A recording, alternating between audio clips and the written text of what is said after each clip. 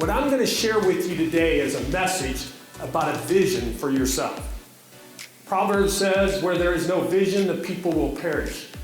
What is the vision for your life? That's the question I want you to ask yourself as I go through my presentation today. Because this is about you. What changes do you want to make? I'm going to give you some tips. I'm going to give you some strategies. But ultimately, you get to decide if you want to make any of those changes. One thing that really came to me is you're a 94-year-old company as I was doing my research on your company. You've had to change with the times. You've had to change as new products, new services, new offerings, and new things come out to make yourself better. But we have to do that same thing. And I think with the 2020 vision, what your company is asking you is what changes are you willing to make this next year to get better? And in our relationships, we have to think about that. With our coworkers, with our teammates, how about our family?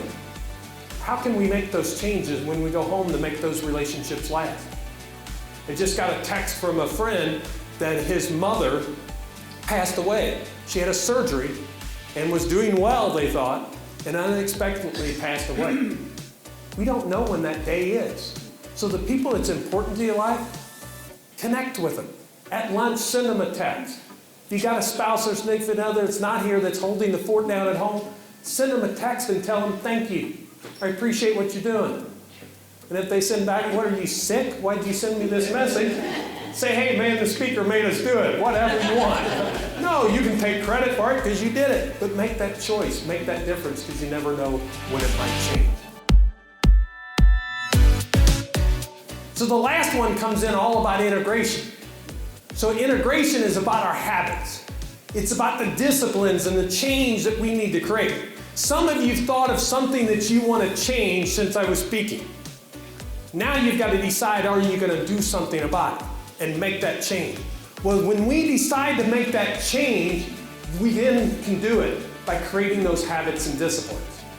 If I don't want to get up on the snooze, if I don't want to hit the snooze anymore, I can change that. But I have to make that decision. If I want to change something else in my life, I've just got to take one day at a time and start making those incremental changes, and I can make that change. Back when I was on my weight loss, I had to make that change day by day. It didn't happen overnight. Four practices. Which one do you need to put in place? Which two? You decide. Is it more energy in your life? Is it more connections? Are doing better with those relationships that you have? Is it that influence that you have each and every day? Or do I need to work on some new habits? I need to integrate some new things into my life. Each one of you get to choose what it is. Choose it for yourself, but then decide to put that practice in place. And as Mel Robbins said, when you're not going to do it, say 5, 4, 3, 2, 1 and just get started.